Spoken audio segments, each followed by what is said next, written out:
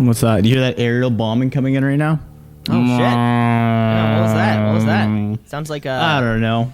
Probably some Twin Tower shit happening in Kitchener. We'll find out in the news tomorrow. Is that Milt Stegall and the rest of the Winnipeg Blue Bombers? Got him. Are the Blue Bombers playing this year? I don't know. Reference Canadianity. Is the CFL happening? I don't know. Is it still a league? We'll never find out. The CFL is illegal, and not because of the amount of downs, the controversy.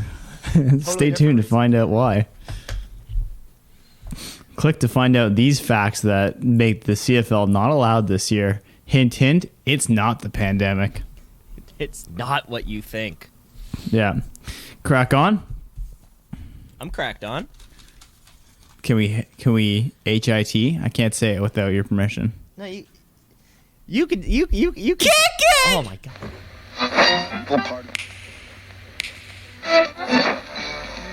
Continuing Tonight on Two C's in a Pod, 96.7 on your.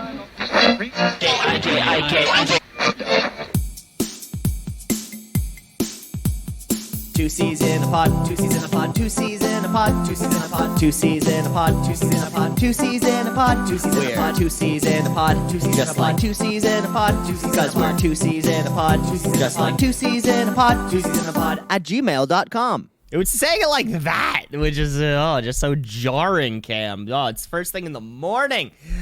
But if it's first thing in the morning, what are you talking about? I've been up for days.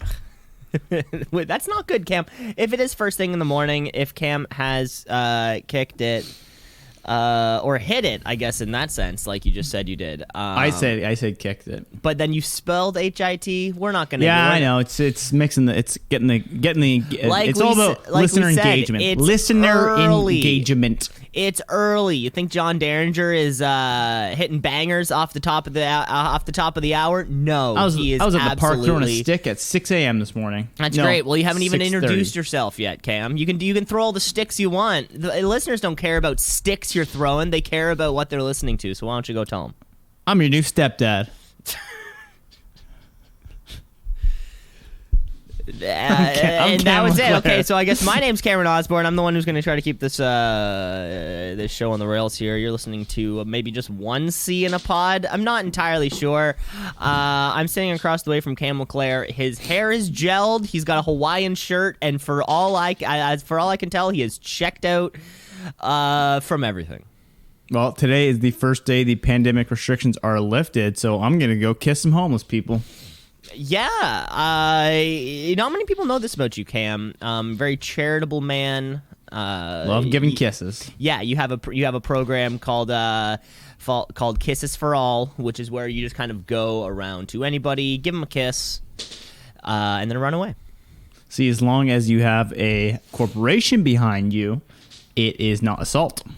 That Two Season Pod is proud to work on charitable donations for the rest of the year. Things like Kisses for All. Cam, you're really spearheading that operation.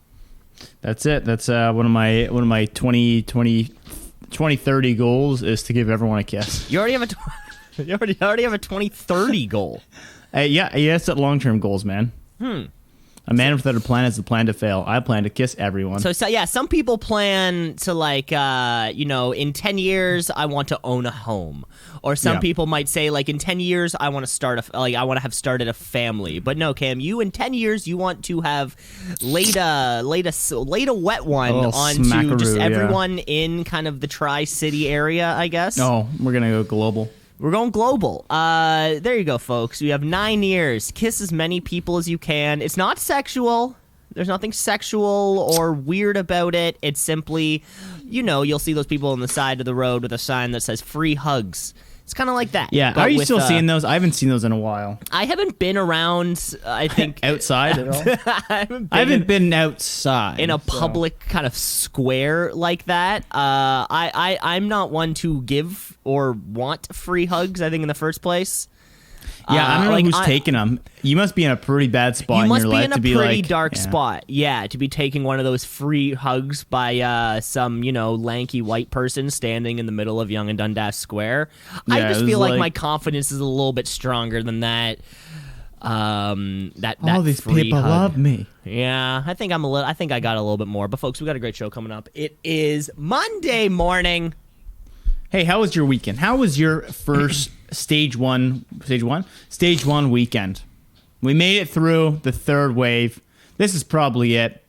We're probably done with this shit. Call it quits.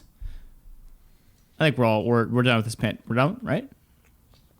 Mentally or logistically? No, I think we still got a little ways to go, considering I can't get this mop chopped. Yeah, well, Cam, I was actually just about to say you've put some product in your hair this morning. I gotta say, it looks great. Thank you. Like not Macklemore's first album, but the second album. You know, where he's kind of grown into himself a little bit. I believe it's called This Unruly Mess I've Made. That's sort of Thrift Shop or no? No, that's not the one with Thrift Shop. That's not the one with his one song that everybody knows.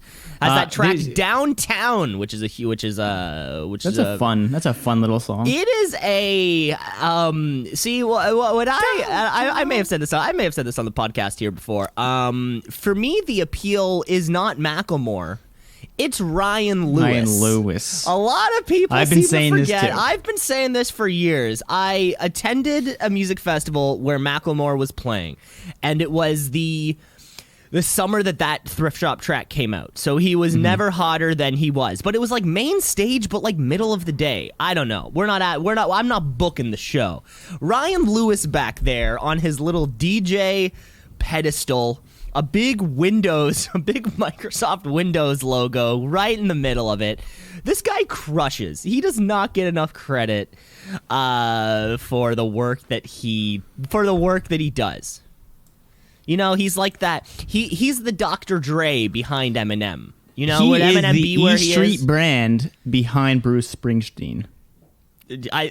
He's E Street adjacent. At least Ronnie Van Zant. He's at least kind of occupying that. He is the no. Keep going. I'm you're the one who's keep going. Oh, you want me to keep going? I'm pulling up. He is the. He is a second here. He is the. Are you looking for a band? No. He is the Richie Zambora to John Bon Jovi. He is the. I'm out of answers, Cam. There it is. He is the Customato to Mike Tyson. I don't think anybody got that reference. Who's Customato? He was the guy who took Mike Tyson under his wing when he was young and said, like, you're going to be a fucking champion, kid. Then why didn't you just say he's the Adrian to Rocky? Everyone would have got that. Because I'm looking for a little bit of deeper cuts, you know? Deeper cuts? What goes deeper than Rocky? 1975. Me and my friend were out playing baseball yesterday. We're just throwing a ball around. And you know how, like, I don't know if you do this. Probably, you know, you do this when you're 12, but not when you're in your mid-20s.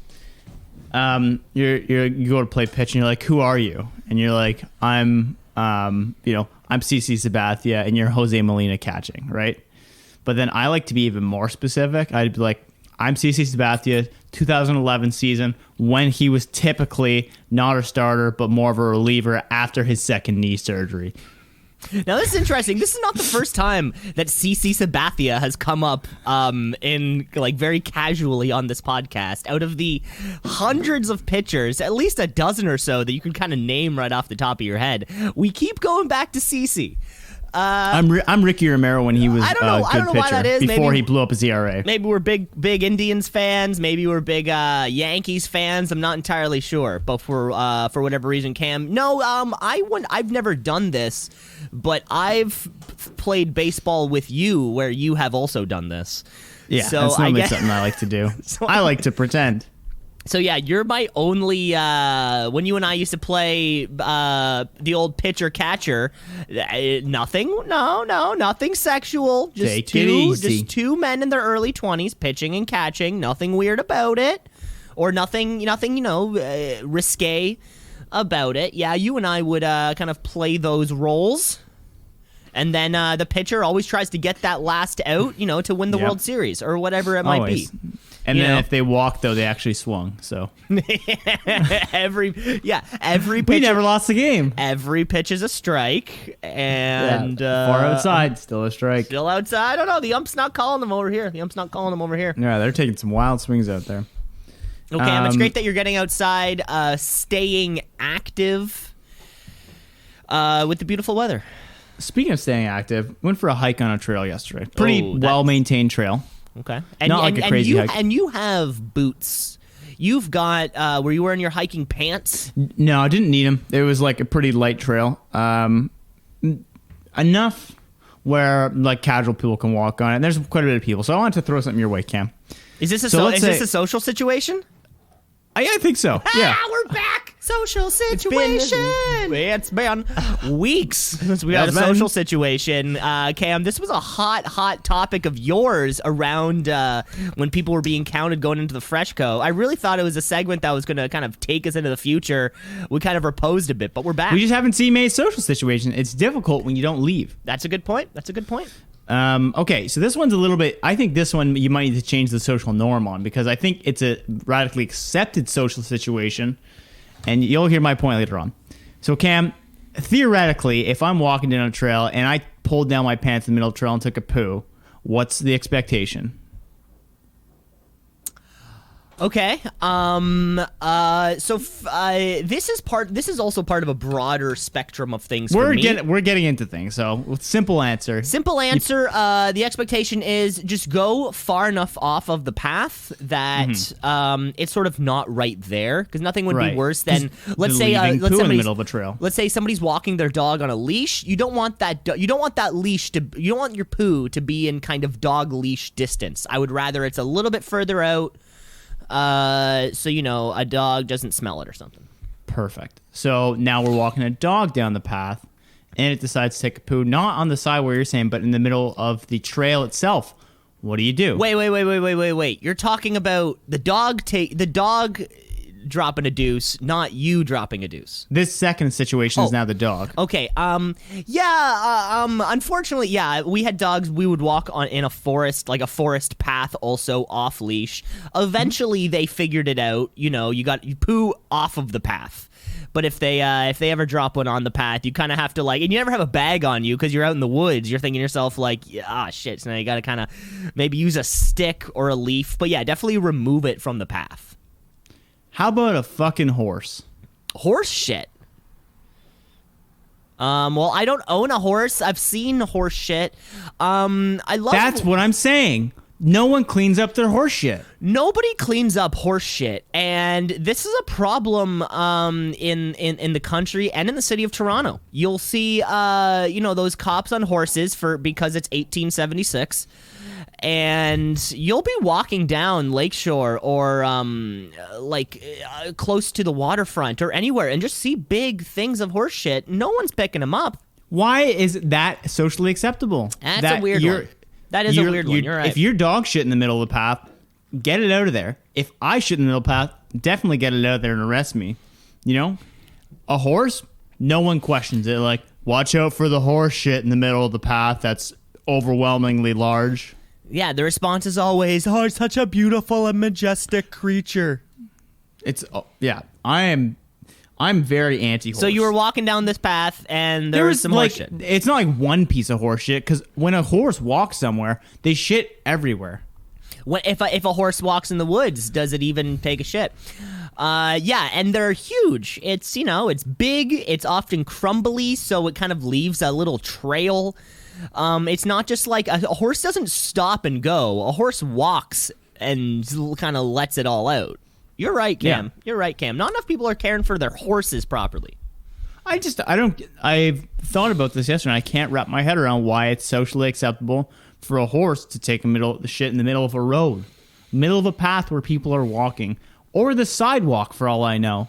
What do they care, right? Horse took a shit. Who cares? Yeah, you'll see it, I'd be curious. I'd love to approach a police officer. I mean, I would never approach a police officer, but I would love to approach one day. Just when you see one on their horse back, and just ask. They can't leave their horses, eh? Oh, really? I didn't know that. Yeah, so you could approach them and just say, I would would you love to mind say, cleaning up your... So approach them, my ID in my hand, both hands up.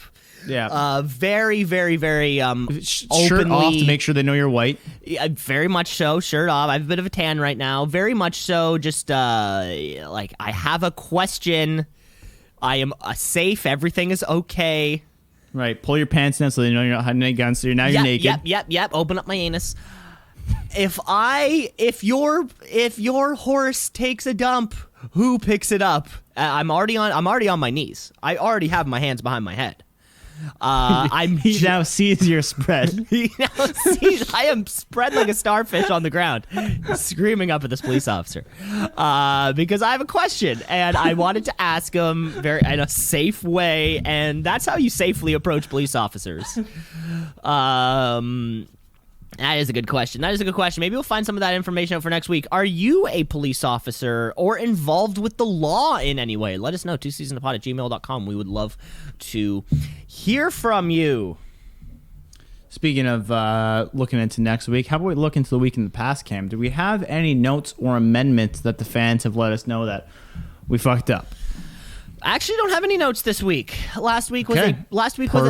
Last week was a pretty smooth show, which is always nice to hear. I mean, I'm sure it wasn't perfect. We're always striving for that perfect podcast, but who knows? Maybe perfection is something a little out of our grasp, and maybe just kind of us being ourselves is the podcast. But far more important, then notes is the actual amendments. Well, the notes and amendments, certainly those are kind of compiled by many of the employees over here at Two Seas in a Pond, who kind of use a lot of the time just scrubbing, listening to our podcasts, so they can write a lot of these things down.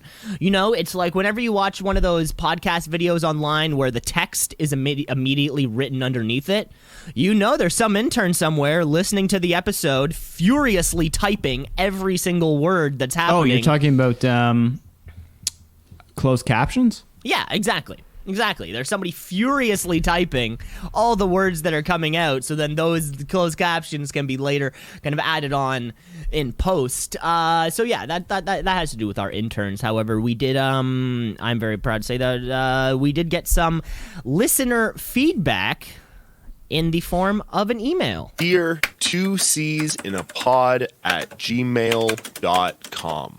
Stop plugging your email all the time.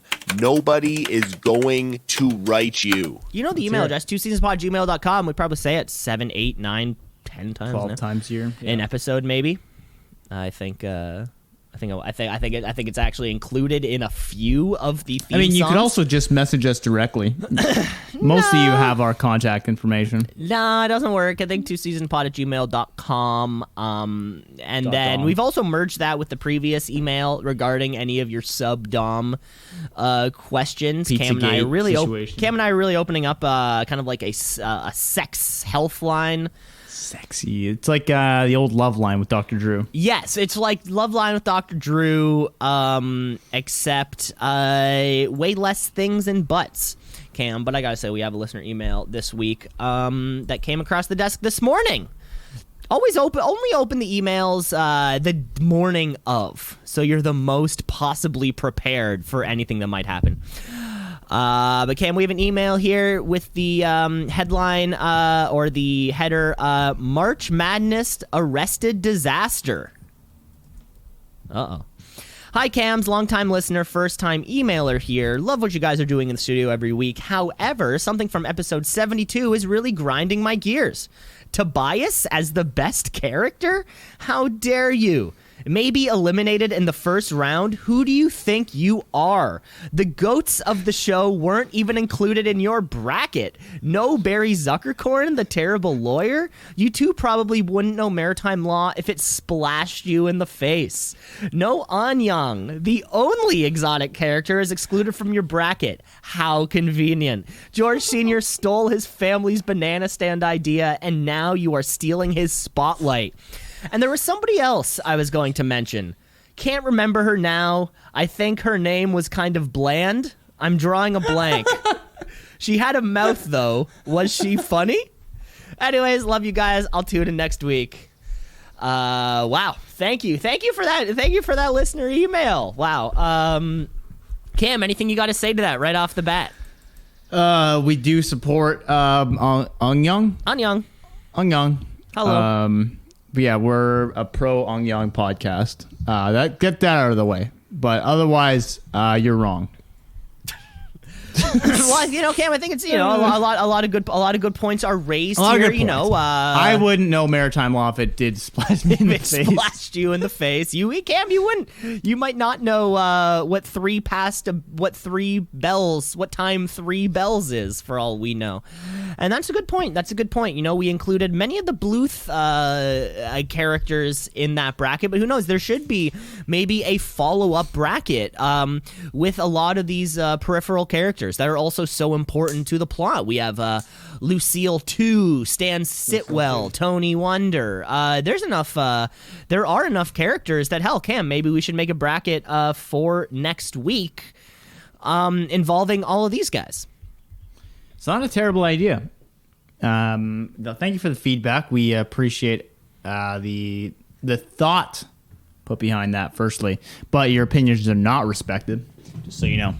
Is that somewhere in the fine print, eh? It's opinions are tolerated, not respected. That's a good way to put it, yeah. We listen, but we don't hear you.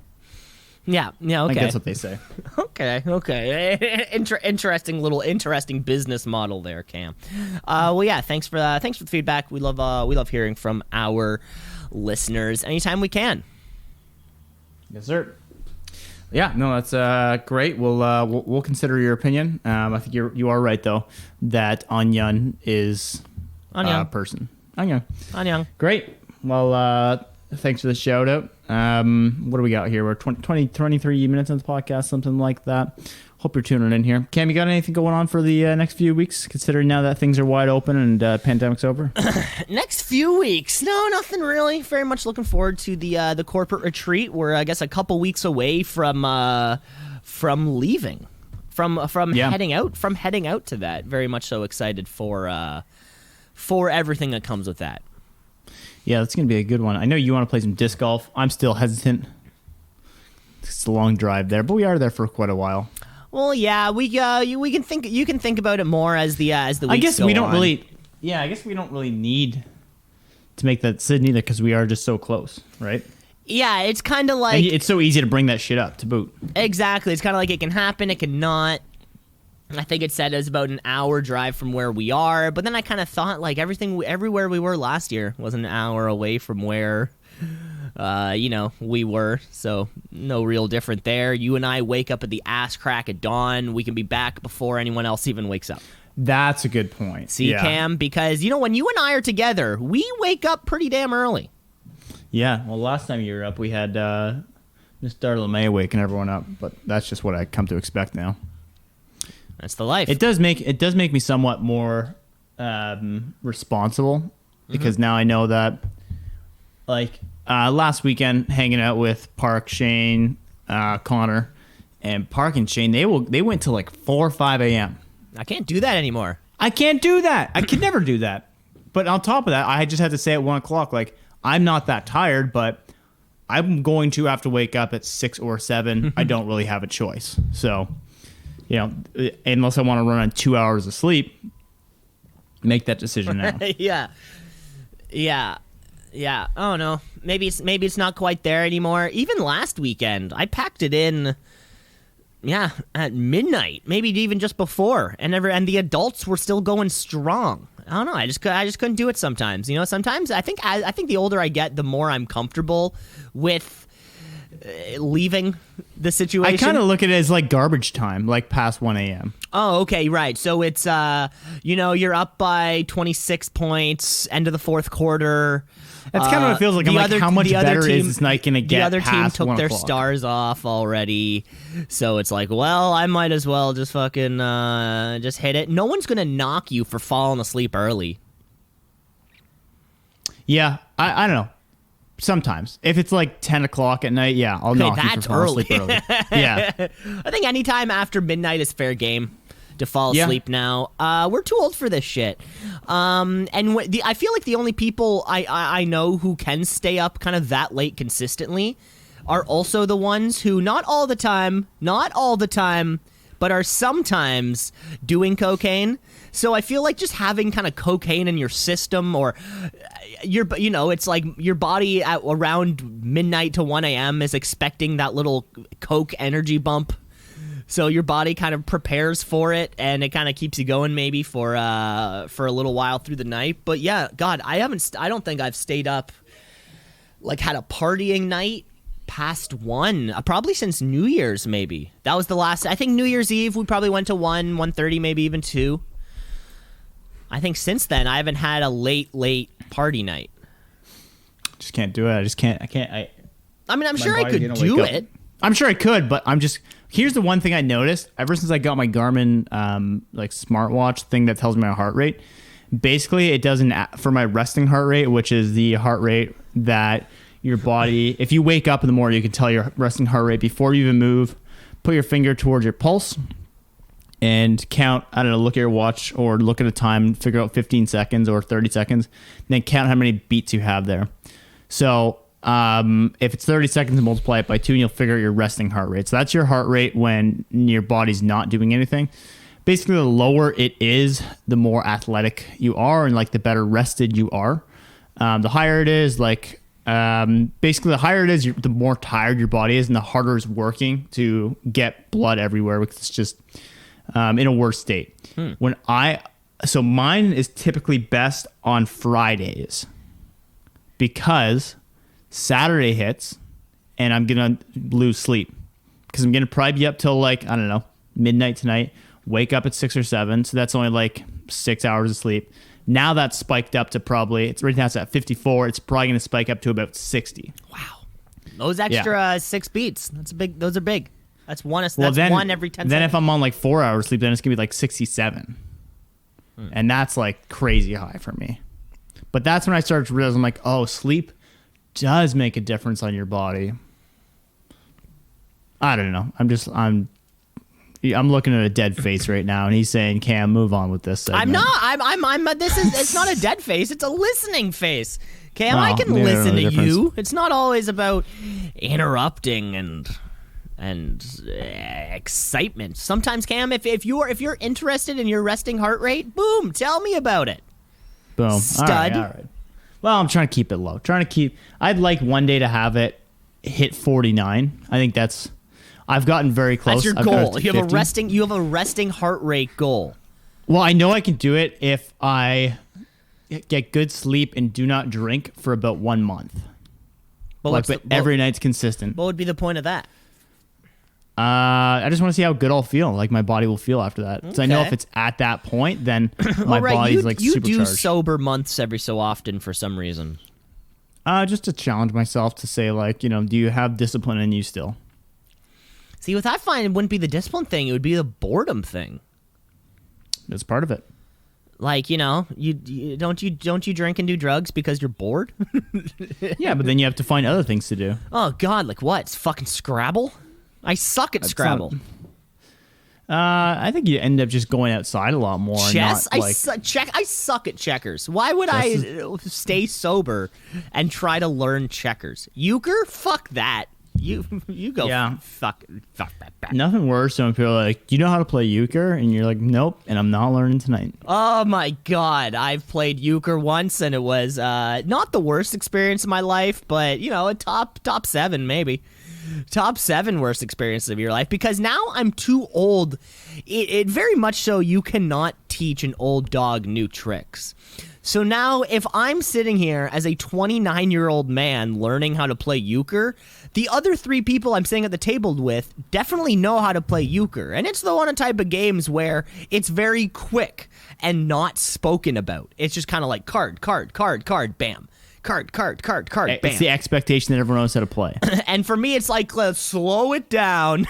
What's happening? Why did he do that? Yeah. Exactly. See, one of the reasons why I often, or one of the reasons I can excel at a game like cribbage, because I'll slow down the tempo of that game. When you're watching sports and the commentators will always go, slowing down the pace of the game, making the other team play your style. That's exactly what I do with cribbage. People want to go, bam, count, bam, bop, bop, bop, bop. I'm like, hey, let's take it easy. I'm taking. And you pull out your fingers, and you're like, 5 + 3. I'm taking a is sip 8. of my drink. I'm counting each individual little peg. This isn't a race. It's a marathon. Yeah, people tell you, they're like, if it's 5 pegs between the things, and you're like, I'm sure it is. I but just want to double count. Certain every time? Because what right? if this particular Have you made the board, count yourself and double checked?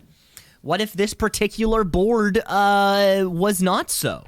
I mean, how am I supposed to know? How am I supposed to know? Hey, they're out here playing chess. We're out here playing tennis. Okay, Cam. That Call was it what you fantastic. Let's get into. You want to get into something? Let's get into something. Let's get into something, shall we? Let's get into something that's become, it's been 13 weeks now of something very special to ourselves, and that is following the adventures of Michael Knight and his supercar kit in a little segment that we like to call The Nut.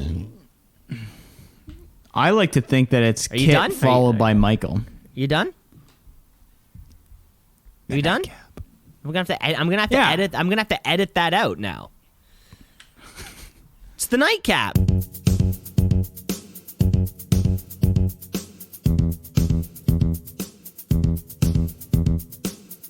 The Nightcap, a shadowy flight into the dangerous world of a man who does not exist. All we need is 5 minutes to recap this week's episode.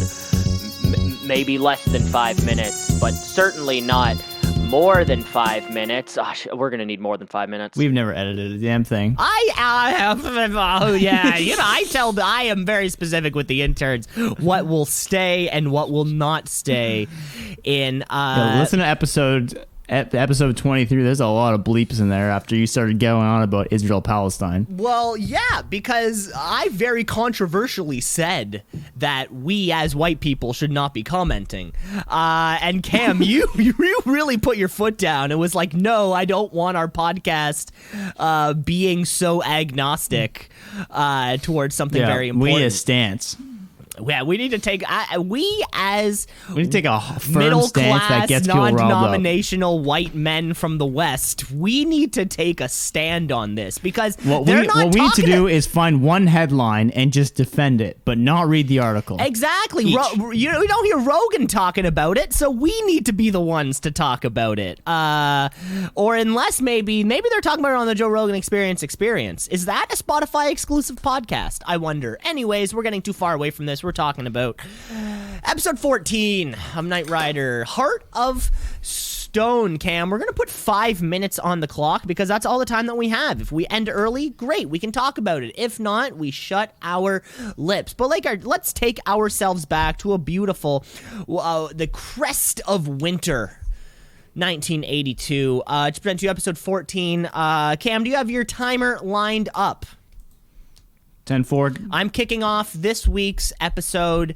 Here we go. 5, 4, 3, 2, and we open in a church where Michael Knight is here on business after a lead from Devon. We don't really know what's going on, but we know it involves gangs and guns. Classic Knight Rider. Kit has a new voice modulator. Let's keep that in mind. Oftentimes those things come back up. We do get to see the guns we're looking for. Devin shows us an example, and let me tell you, oh boy, they're deadly. They kind of look like a crossbow, but it fires like a machine gun and has a rocket launcher on it. I don't know. Is the United States just filled with desert mountains where you can just shoot automatic rifles into? So our plan is to go undercover and try to buy one of these guns for our own. So we head down to Father Laguna's family wedding. Father Laguna is the man who we met in the church right off the bat. We also meet Roberto, the younger brother of the father. He's there in a nice blue suit that my dad probably wore to his prom. Suddenly, Kit senses the bad guys are on their way. He tries to shield the rest of the wedding party from the bullets by putting himself between him and the bad guys, but Roberto doesn't duck fast enough, and unfortunately he gets shot. But don't worry, it missed an artery. He'll be fine. So we're going off to find Angie, the gun contact / cocktail waitress who shows up at the same bar we keep going to at the end of every episode.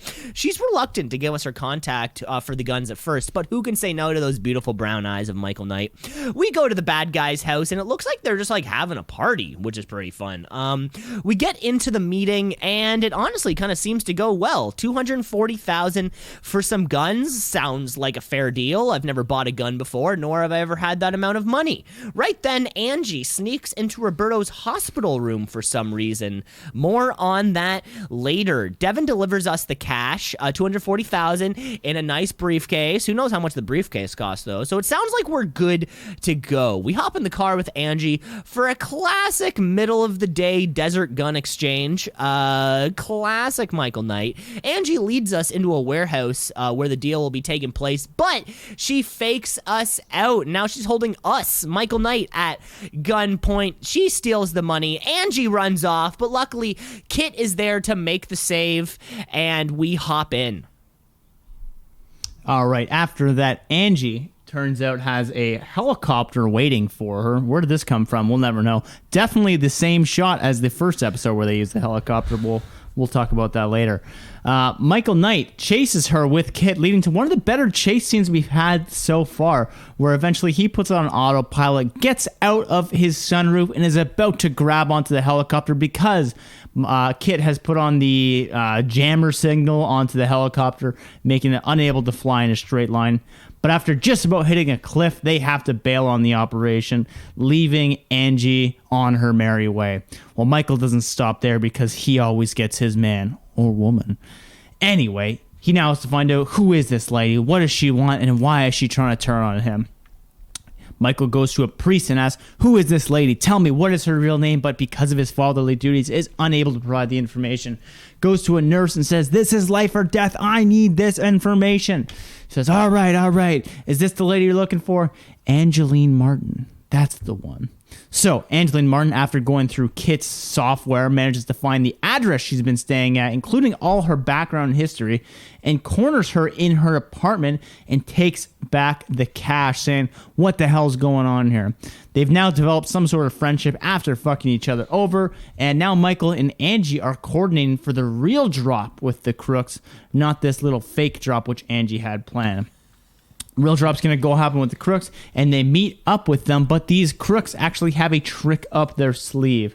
They bring an old friend of the head honcho who comes to see if Michael Knight is for real.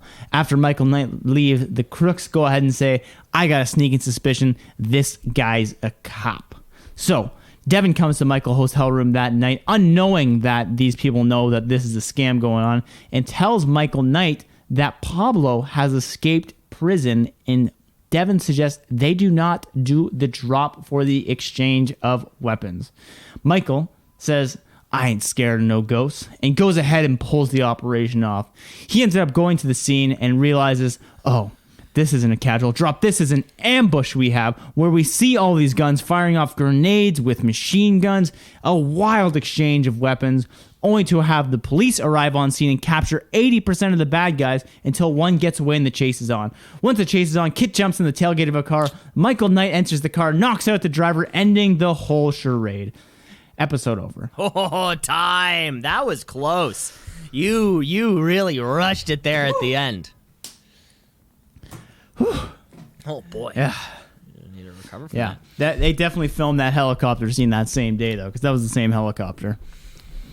And helicopters are expensive. And apparently it cost $400 at least in 1982. That's the price that Angie said it costed. My biggest takeaway from this versus all the they filmed the same scenes in the same places. The bars are always one bar. This week where the wedding was taking place was also the same exterior as the hotel the bad guy ran to in the last one.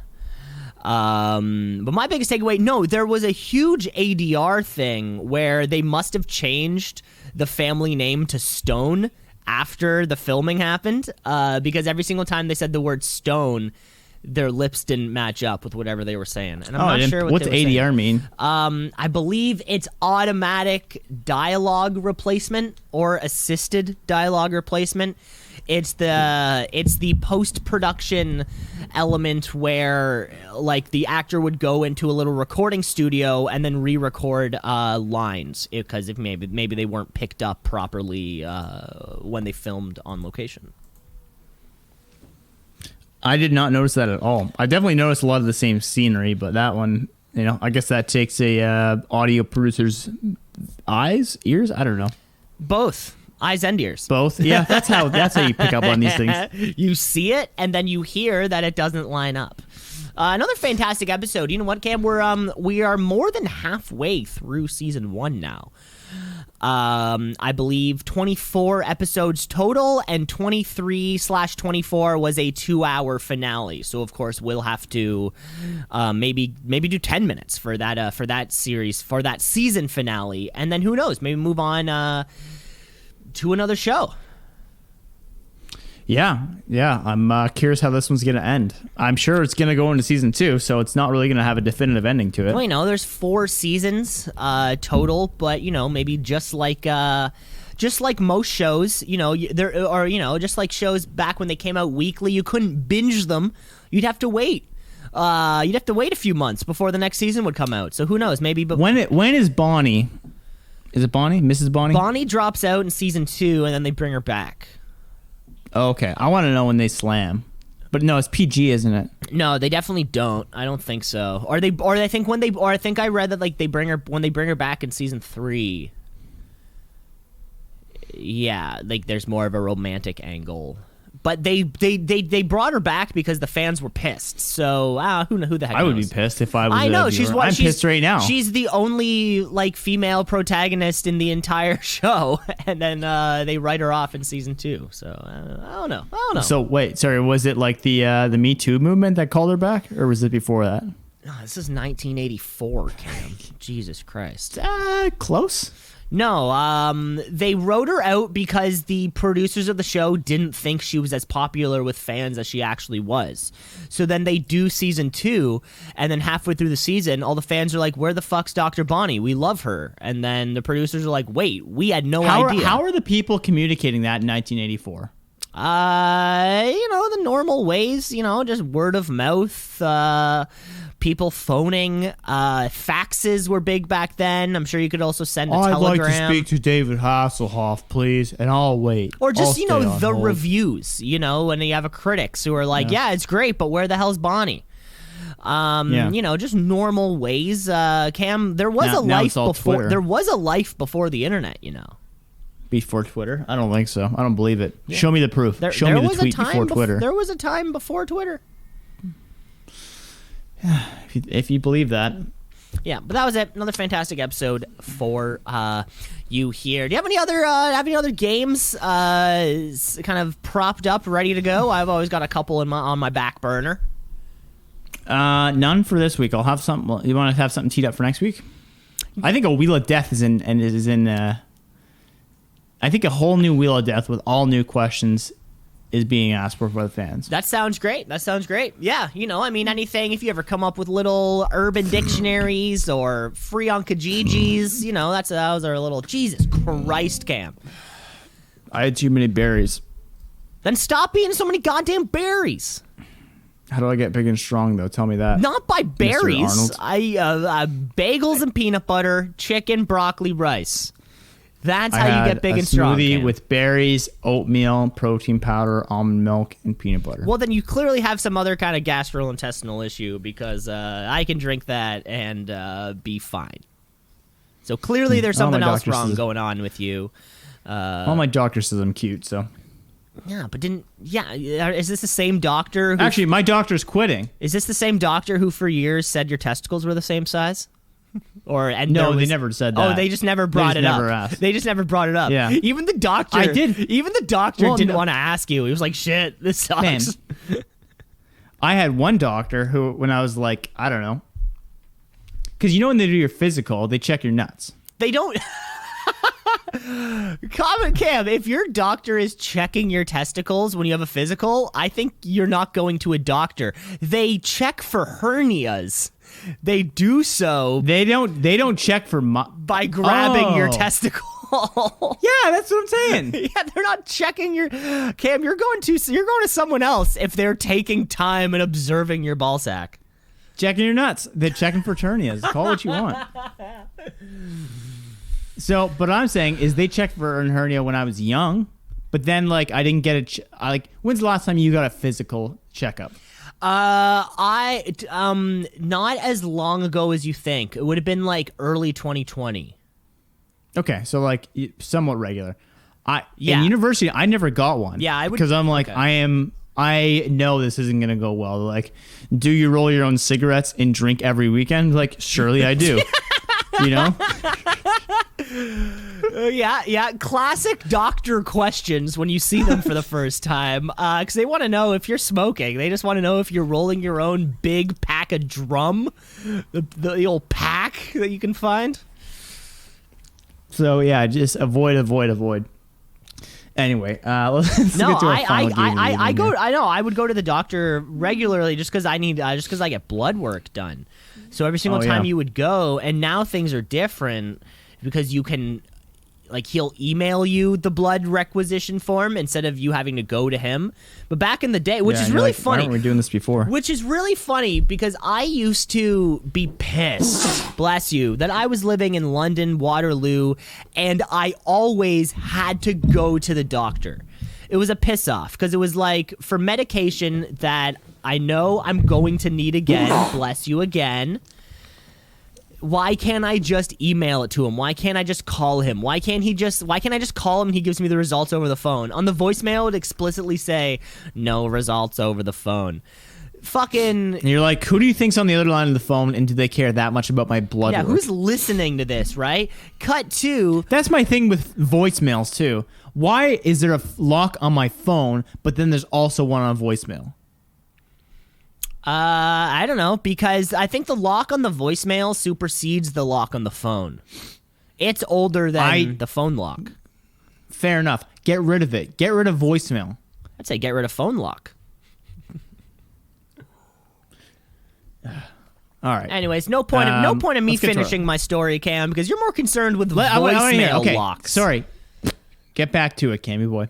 There's nothing to get back to. You were pissed off. There's nothing to get back to. It was just really funny that, throughout university, I couldn't get results by the phone or by email, and me thinking to myself, yeah, but that's why phone and email is there. Cut to May 2020, the doctor is only doing results via phone and email, and it's like, yeah, this infrastructure has been around for 15 years now. Why didn't we do this before? When it's been around like this. That's all. Hey, sometimes you need you need to crack a few eggs to make an omelet, I don't, does that particular expression apply to this? I don't actually know, or idiom. I think so. Think about it. I don't know. We needed a pandemic to make a better change for the medical system. Oh, okay. Yeah. That's a good point. See, my metaphors aren't that bad. I don't think is that an idiom? Isn't that an idiom, though? Cat's out of the it's a bag, metaphor. Crack a few omelets. I think that's a metaphor. It's not a simile. It might be an idiom. Because I think a metaphor has to be comparing something. Let us know, twoceesinapod@gmail.com. You have to crack through eggs to get an omelet. What is that? Comparing the pandemic to the medical industry? Is that just a turn of phrase? Who knows? Are you an English major? Please let us know. twoceesinapod@gmail.com. Are you an instructor? I'm sure a teacher would have these answers. Okay, Cam, let's get to our final game of the evening here. We have, for your Monday, a little headline or asinine, where you can guess at home whether these headlines are real or fake, headlines or asinines, hi-os or no hi-os. Hey, headline or asinine.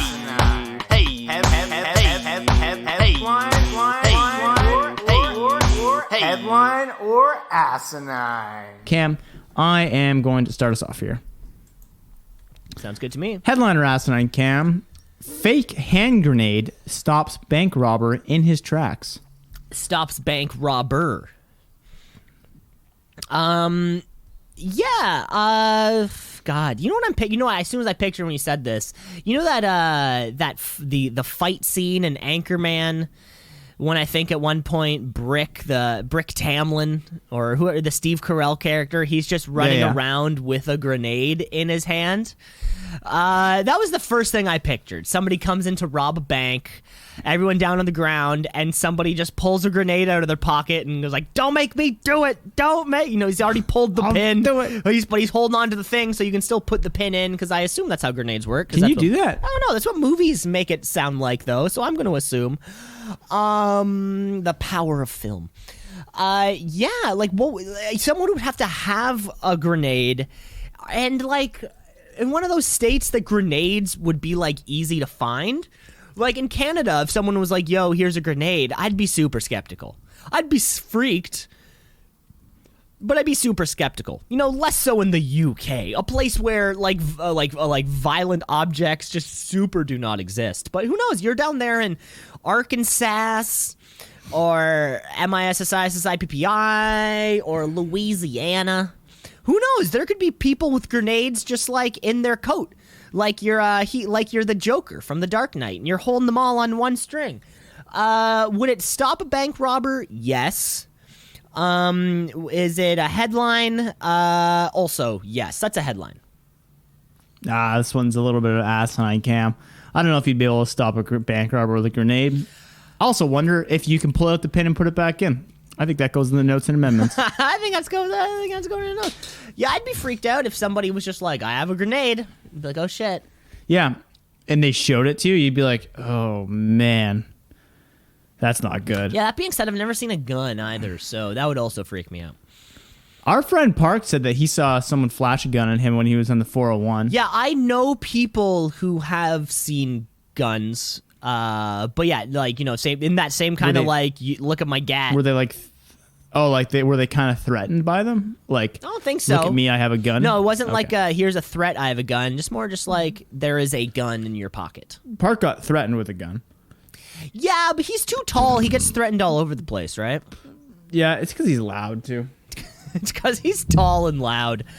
And we love him. Okay, Cam, I got another headline here for you as soon as my page scrolls down. Headline or asinine? China performs cavity search on 10,000 pigeons. Whew. All right, here's my assumption. They were transporting jewels or something at very high value. I'll go ahead and say jewels down a street, and then a very comical someone dropped a banana peel. Someone slips. They go flying everywhere, but the most rare jewel of them all pops up, and then next thing you know, lands, and all these pigeons go after them, thinking that they're seeds. They do an inventory count, and they find that 5 of them are missing. Them 5 of the most rare ones. Well, now they somehow try and wrangle these up, but it's just a complete slapstick comedy. Don't let these birds get away. And then, I mean, let's go ahead and be honest, Cam. They didn't only cavity search them. They killed them and, looked inside of their guts. Headline. Jesus Christ, that's morbid, Cam. This is a headline. Every time I give you a story, you're like, that's not creative enough. That's too morbid. That's not what happened, Cam. I mean, not creative enough. That was plenty creative. I just didn't picture your story going with 10,000 pigeons being killed. No, Cam. This is a story. It's a few months old. Coming back on October 1st, which is National Day in China, which does commemorate the founding of the People's Republic of China in 1949. And as a part of the celebration in Beijing, 10,000 pigeons are released over Tiananmen Square, so we can remember all the classic peace stories which occurred at Tiananmen Square. But before the pigeons kind of go off into the wild, they needed a security check, which involved searching under the wings, under the legs, and the anal cavities of all the pigeons. And in case you're wondering, yes, the whole process was videotaped for state record. China officials said they could be carrying something under their legs, their wings, or in their anus, just like a person aboard a plane. They would go unnoticed if not searched by our officials. So, hey, if you're ever thinking of flying to China one day, spread your legs, open up your wings, and just get ready for that cavity search. Just as you would a police officer. Just as you would a police officer. They didn't find anything. So, wouldn't that suck? Like, I would, if I was the guy who had to anal cavity search 10,000 pigeons. You'd hope you find just something. one, right? At least if one it was worth, great, I found a bomb in one of them. It's like perfect. Suddenly, it's actually not even a real pigeon. It's a robot. We found out later. we found out it was like a cheap kind of thing that a cottager would buy to like as a buoy to mark out a rock. You know, but they want something a little more ornamental, and it's a bird. It would just turn out to be something like that. Yeah, imagine just checking. They grab the pigeon and it goes, "Take me to the river." And yeah, it's a Billy Bass style on kind of hanging on the wall thing. Classic story.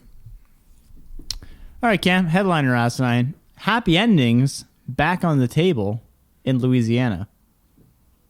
Happy endings back on the table in Louisiana. Down in Louisiana, where the hand jobs grow oh so green.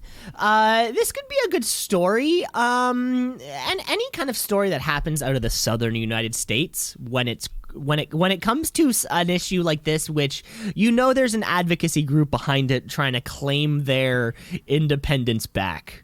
And if there's some group vehemently on the side of, freedom, America, happy endings, just like our forefathers.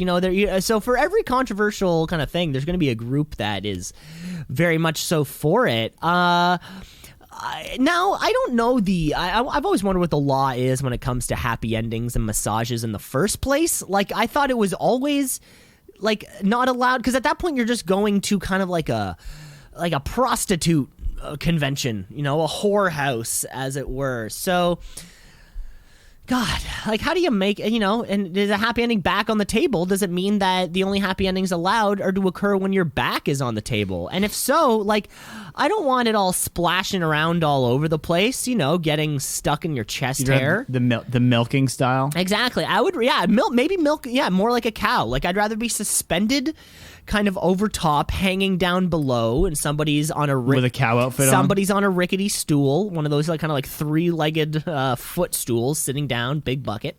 And they're talking about if it's a good day for hay or not. Yeah, exactly, all those sorts of things. And then I tip them off very subtly of when it'll expire. There it is. That's a Jerry Seinfeld bit for those who are out of the loop. For those of you Gen Xers. Gen X? Gen Z. Gen Zers. Doomers? I think they're called Doomers. No, Generation Zoomers? Alpha. They're the new ones coming up for all those. Kids. Man, that's a tough Yeah, name. they're the ones that have the iPads. Nice. This sounds just about right to be a headline. So we're gonna stick there. I'm gonna say headline. This is asinine. I was hoping what you were going to think is... You made up two of them. Jesus Christ. Yeah. Happy endings are a food that is now back on the table at Louisiana restaurants because it's a really fun dessert. I was hoping that's the way you're going to take that. No. I was thinking happy endings more in the traditional sense of... It's like the double play on words. I have to click this. What is a happy ending? What is a happy ending, the food thing?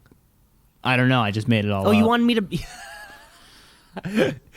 You thought I was also going to... Oh, I thought you were going to be like, it can't be that happy endings are actually back on the table in Louisiana, but maybe it's a play on words like happy endings is a restaurant and they're back to serving people in Louisiana. No, that's a good point. No, anything that comes to like reclaiming independence in the southern United States, I just believe. Every single one that comes up, whether it comes to hand jobs or guns or property or big cats. Remember big cats? That was the thing at the beginning of the pandemic. We don't talk about big cats anymore. I'm sure they're all still. I'm sure nothing changed in the kind of like the big, on the grand scheme of it all. Bigger problem. Yeah, exactly. Bigger problems. Cam, I got another headline here for you. Are you ready for it? Nurse attempts to prove in court that COVID vaccine makes people magnetic. Ooh, I think I've heard about this one. I've heard some people are putting magnets towards their injection site to try and get the microchips out. I don't know if you saw this video of Bill Gates and Melinda Gates actually talking, and Melinda's like, there's no such thing as a we don't have microchips in vaccines. He doesn't even know how to do that yet. He doesn't even know how to do that. And the part that everyone's like, why did you say yet at the end of that? Anyway, check out that video. If you if you don't know how many towers fell on 9/11, check that out. The answer's 3. Anyway, so she's trying to take this to court, saying the vaccines are magnetic.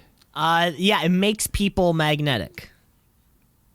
Magnetic towards vaccinated people, maybe, but I could see someone going just bonkers up the wall. And one of those conspiracy theorists who realized that if they put a magnet towards their body for long enough, it turns purple, and they're like, look, proof, evidence, evidence.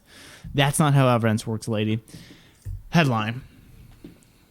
Cam, this is a headline here for you. This is a story coming out of Ohio, where a registered nurse named Joanna Overholt testified in front of an Ohio House Health Committee that the COVID vaccine not only is not good for anybody, but it's because it makes them magnetic. She claimed the vaccines cause magnetism in humans and decided to use her own body as an example. This woman had received both shots.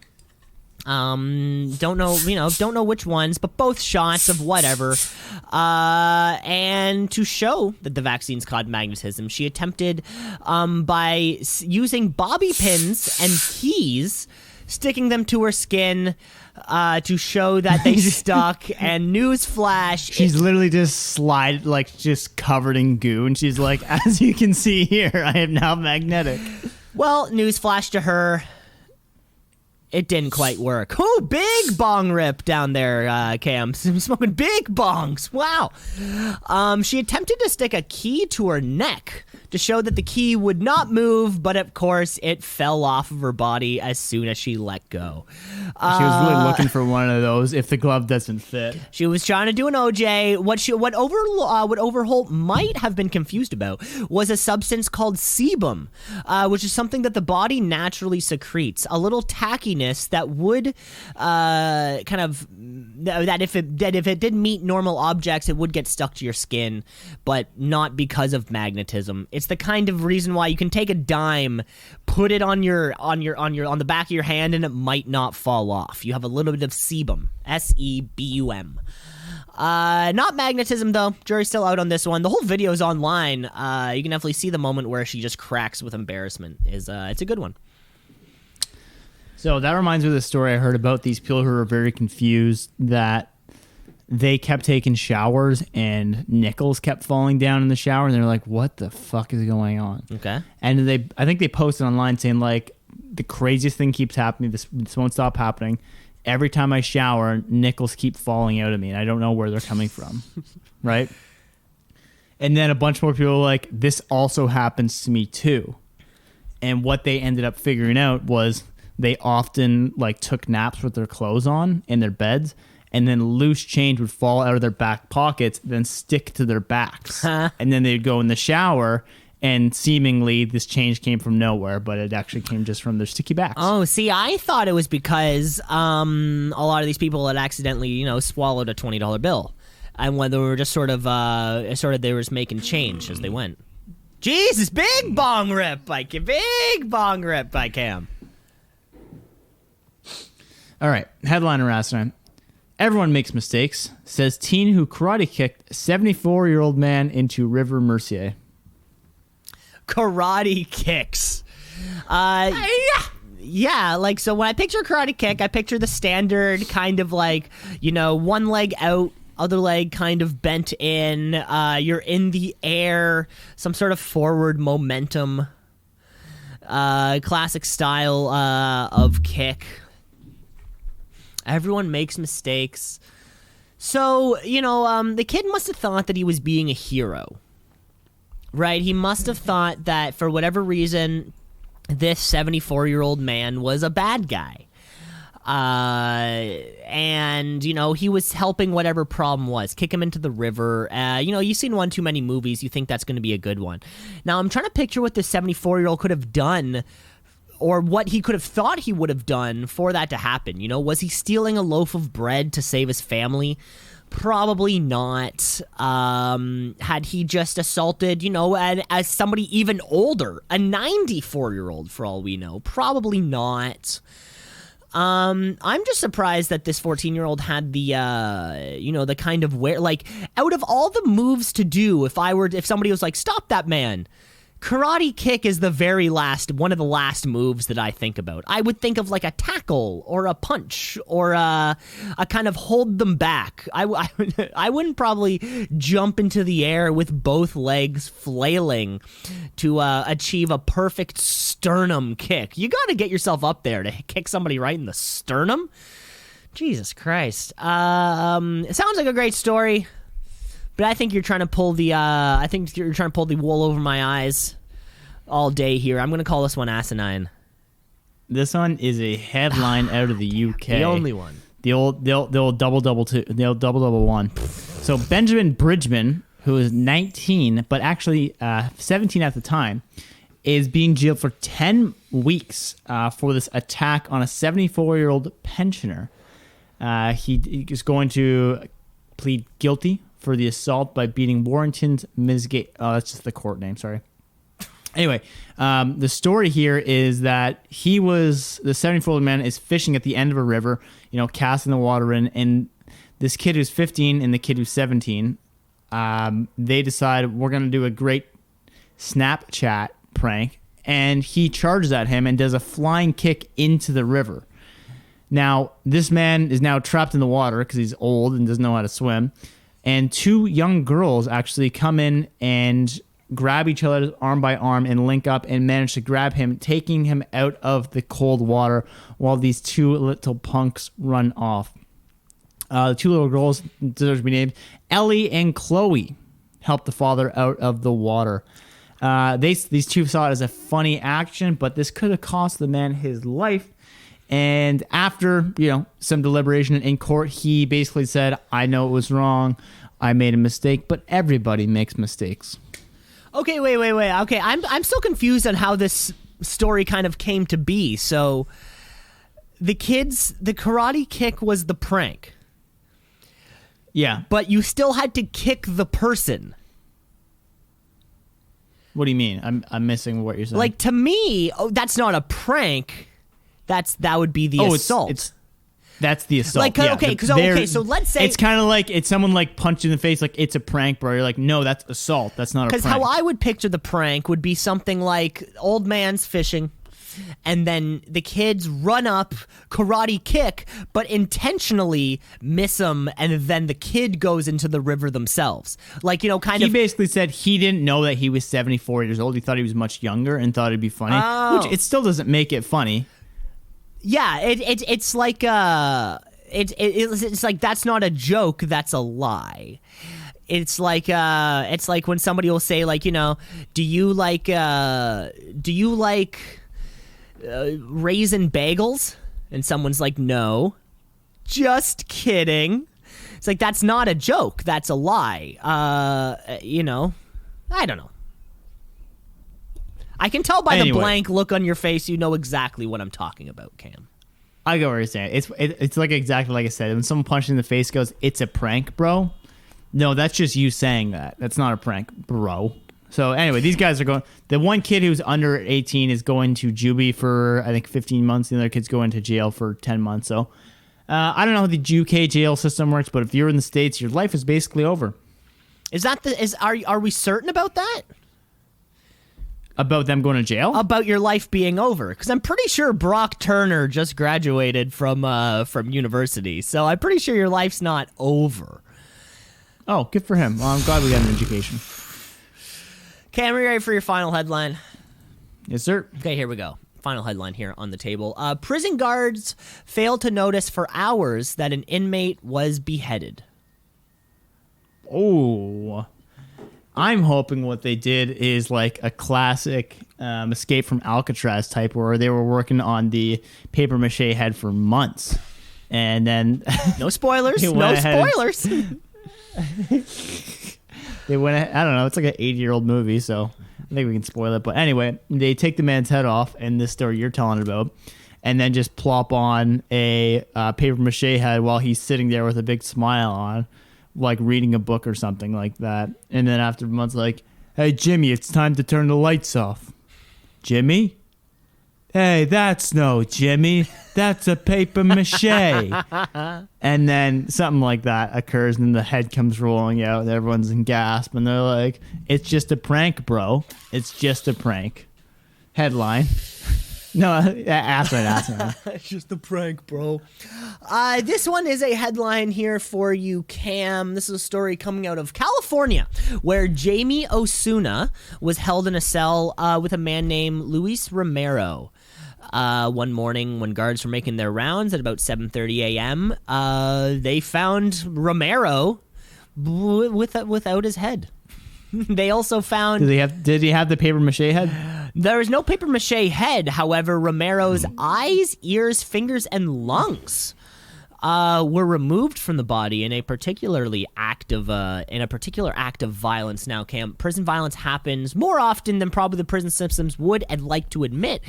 But the story is coming out because the family of Luis Romero, Luis Romero is suing the California prison system for why these men were in the cell in the same cell in the first place, and how nobody noticed. So the attacker, Jamie Osuna, he's been in the prison system for 27 years after he's serving life in prison for a particularly brutal murder, which he was responsible for.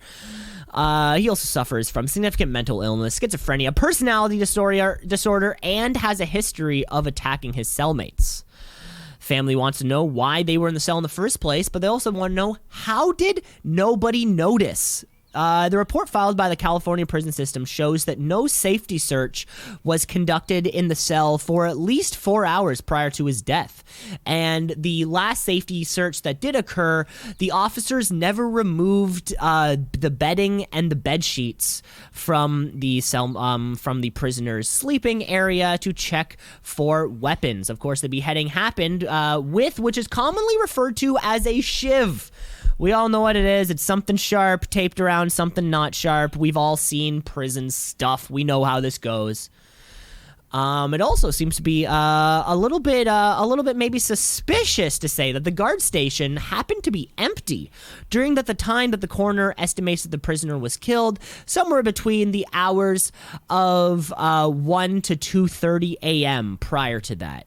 When the guards finally arrived at 7:30 throughout after all night, they found Roberto bodies dead, body parts chopped about, and apparently Romero Sorry, I'm getting my names confused here. Osuna. Apparently, Osuna actually even had enough time to make a necklace out of Roberto's fingers. Pretty gruesome tale. But yeah, there you go.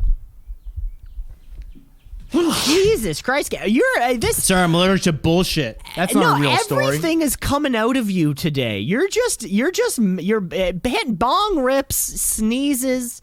I don't know what's happening over there on the side of the microphone. Maybe I should put this compressed air into my nose to clear it out. No? Good idea, bad idea. Let us know next week on this. gmail.com. That's all the time that we have. Thanks for listening. Rate, review, like, subscribe. The podcast is everywhere. Should Cam shoot compressed air up his nose?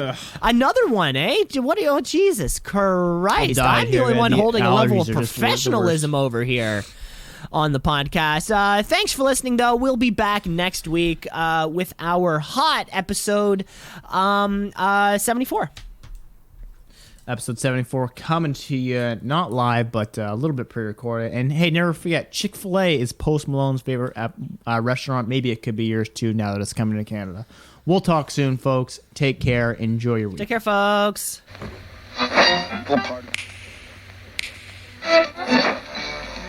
Continuing Tonight on Two C's in a Pod. 96.7 on your...